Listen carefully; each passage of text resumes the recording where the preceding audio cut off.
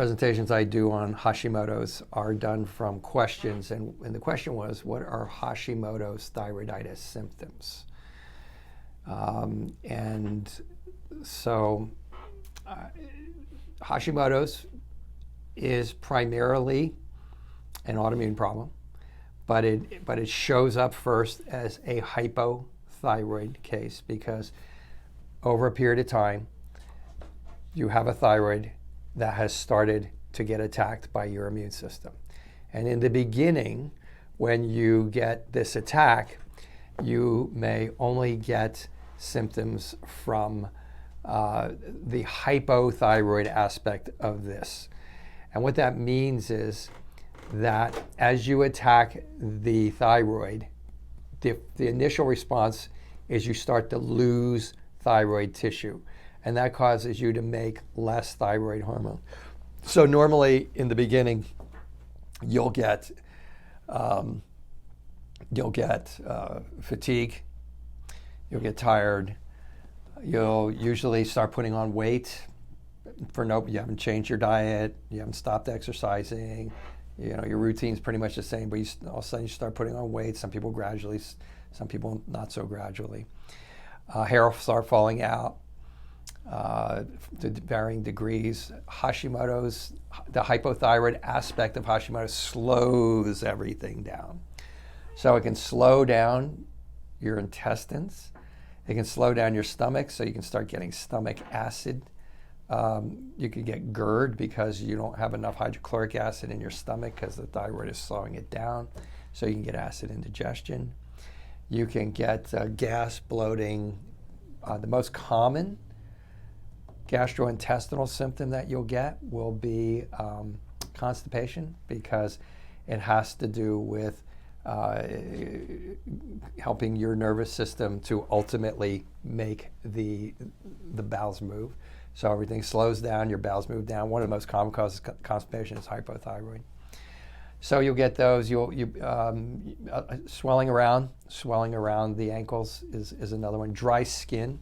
Normally the dry skin's usually on the shins of the ankles. Sometimes you'll get myxedema of the face. We've gotten questions about why I get puffiness in the face. So basically everything slows down. You're not clearing, your liver's not clearing, your lymph glands aren't clearing, so you're starting to get puffiness. And then as the attack keeps taking place and more tissue goes, but as the attack keeps taking place more and more, then you start activating these enzymes more that create the thyroid hormone. And during the attacks, you will get, usually intermittently, you'll get, I think the big one is kind of anxiety intermittently for no reason at all.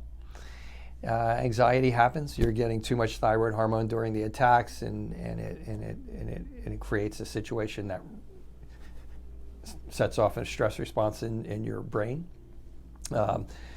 Insomnia. You can get insomnia. You can get inward tremors. Hashimoto's thyroiditis has an affinity to also create an attack on something called your cerebellum.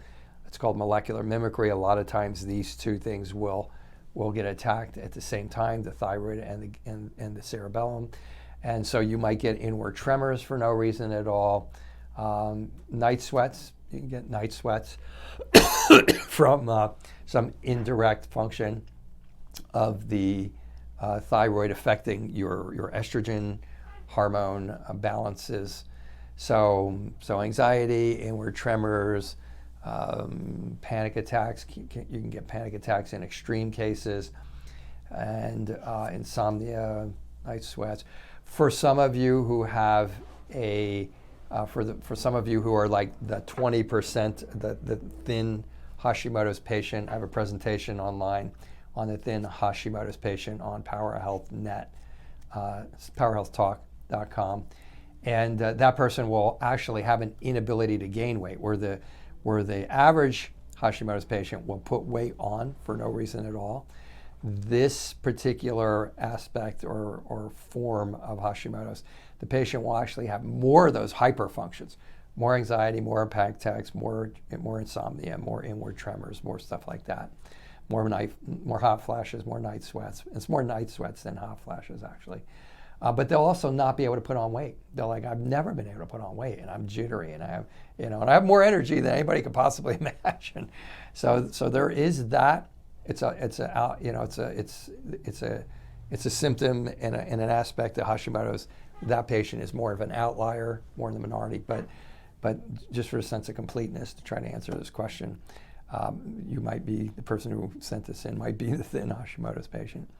Those are like primarily the main symptoms that you would look for. Outer third of the eyebrows disappearing. That's another one. Outer third of the eyebrows disappearing is usually a sign of thyroid problem, not particularly Hashimoto's, but Hashimoto's usually is hypothyroid first.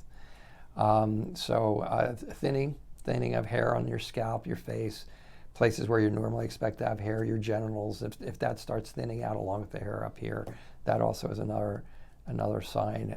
Waking up tired after having 8 hours of sleep, that's another sign of fatigue, just that type of fatigue. I would say I think that covers the vast majority. Depression can be. Lack of motivation can be, as I just get done saying that was most of them. But those are biggies.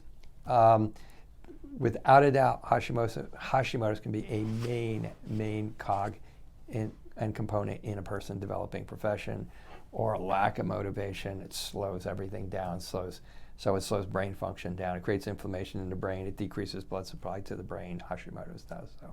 So I would say that's a pretty good starting point. That's probably 80-90% of the symptoms that I see and hear all the time. And so I think that answers that question. That it's a lot of different symptoms. When I first started doing Hashimoto's and people would come up with all these symptoms, I would go like, oh my God, like what am I going to do with this person?